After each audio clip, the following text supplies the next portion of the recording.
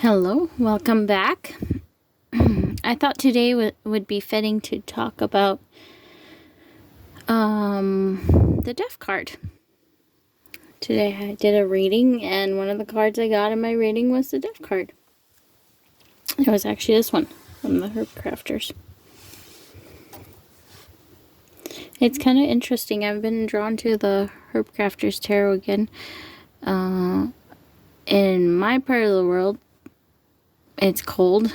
The garden's dead. Or the plants, or the perennials, or hibernating underground. And they'll be hopefully ready to come back up in spring. But yeah, I've just kind of wanted that plant energy since I can't be working with them a whole lot. So I've been working with the Herb Crafters Tarot. And this is the deaf card in that one. Such an awesome one. It's not part of my top 5 because they're just, I don't know what it is, but the deaf card seems to be good in so many decks. I couldn't, I had a hard time picking my top 5. But anyway, the first one is in the Light Seers, which was definitely going to be in the top 5. There was not even a question. As soon as I thought of doing this one, I was like, yep.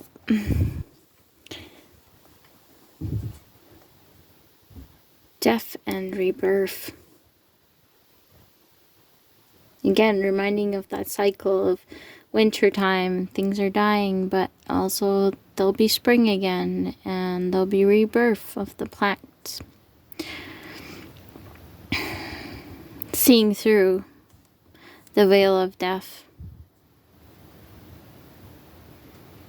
Transformation.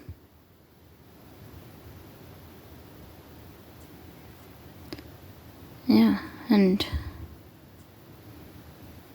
when I left religion, it was definitely a process, and there was a part of me that I let go. A death, a transition. There's things I don't believe anymore, that don't serve me anymore. That's how I see the death card now. Is it an easy process? No, oftentimes not. Does it make a person better? Usually so, yes. So I really appreciate this death card. Even sometimes though it doesn't. You can't see through at the time. But yeah, it's like a star. Which star is all about? The star card is all about hope, right? I think this is, if I had to pick a top one, I think this would be it. But there's other very good ones. Lots of good ones out there. The next one I want to talk about is this one. And it is from the Witch's Wisdom Tarot. And again, they name it Rebirth. I wrote it in death card. And the number, just because I like to know that. I just wanted to read a little bit about this one in the guidebook. I just thought it was so well written.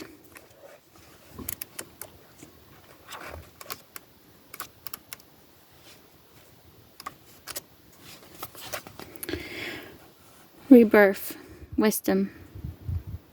The sun has gone into the seed, life has outgrown itself, and the sickle falls, separating our past from our purpose.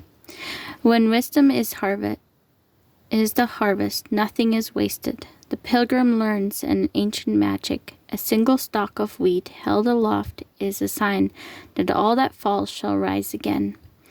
Her soul work continues deep beneath the surface, where a single seed contains 1,000 more. Dreams of a new life stir and rise, holding fast to her hopes. The pilgrim is reborn. She is mastering the magic of the green god Osiris. Eternally cut down, entered and returned to life with incantations of love. She is mastering the magic of Dionysus, Inanna, and Persephone, and the Mother Earth, whose eternal blessing is rebirth. Life leaps forward with her flowers blooming, birds singing, animals playing, spirit allies appearing as the pilgrim dances to the song of creation, to the beat of her heart, to the rhythm of returning and rejoicing. She dances one foot in the center and on the ground, the other on the edge of the circle, spinning her round. She dances knowing that the form of life changes, but the energy of its spirit is eternal. That sentence is so powerful. She dances knowing that the form of life changes, but the energy of spirit is eternal. This is the turning point in every pilgrim's journey. The pilgrim is becoming a Vika, a wise one, seeing the sacred within and around her. She sees eternal spirit outside time and embodied spirit within time. She has reached the ending of non-being. Unmaking is turning into making. She is ready to create her life, her dreams, her purpose. We are stardust illuminating the world as we walk. We are life embodying spirit. As we walk, we are dust and water walking, chanting the spell of living well. I just thought this first part was so good. And that's the grains.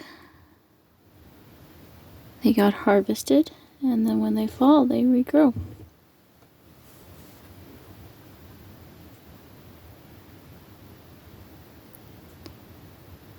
Yeah. It's a beautiful card and a beautiful write-up. Number 3 is this one. Circle of Life Tarot.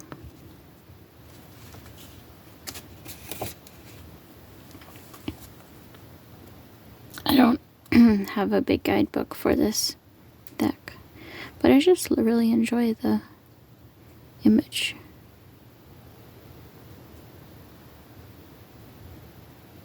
Showing the circle of life.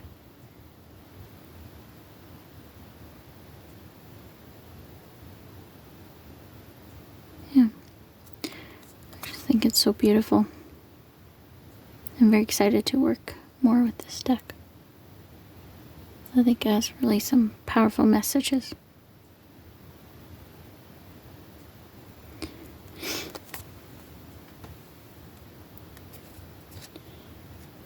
And then this is this one from Marielle Tarot. I love seeing the wise energy.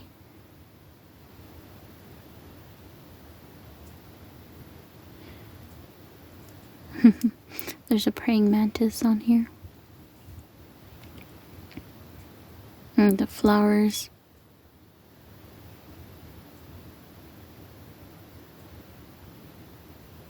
This deck has taught me so much. I really appreciate this card a lot.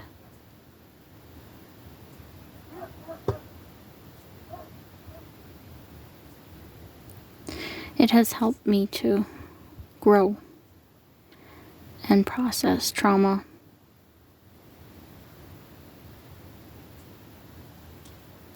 And that's what the Death card's all about. Transition. Rebirth. And this has been one deck that has done that for me. So I had to include this one in here. This whole deck is like the energy for me. Like the death and rebirth energy. Yeah. And then, where do I have the last one stacked at? Oh, down here. I have a small space. So I have to get creative where I put them. The Fifth Spirit Tarot.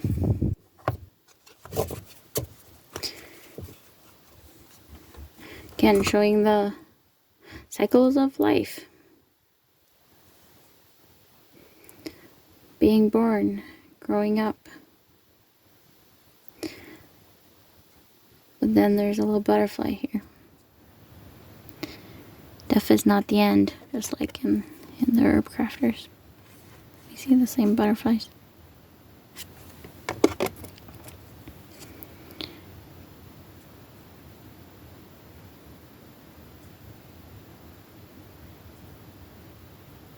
Yeah, just a beautiful one.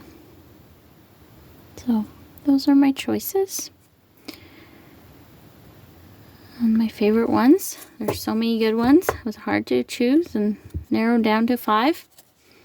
Kind of cheating with this one. Well, hope you guys have an awesome evening or day or whatever time it is where you're at.